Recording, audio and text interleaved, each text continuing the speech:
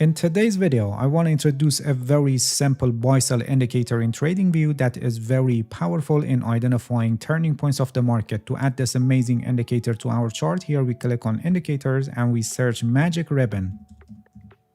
This one.